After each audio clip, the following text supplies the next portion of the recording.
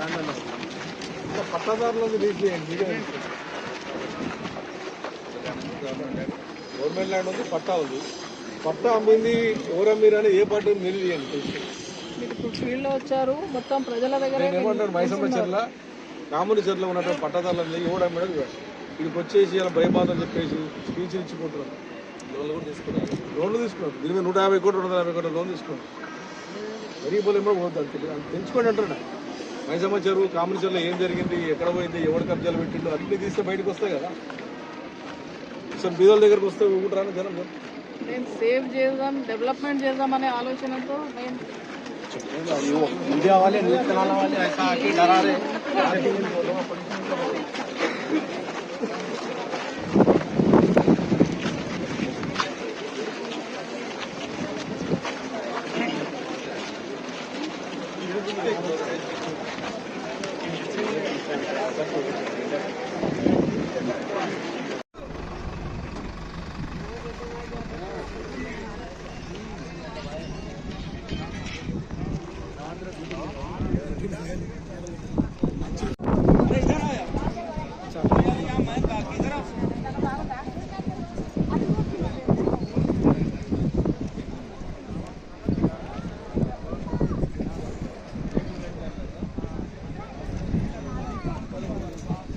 వేగంగా చెరువులోకి వచ్చేసింది. అదే ప్రాబ్లం.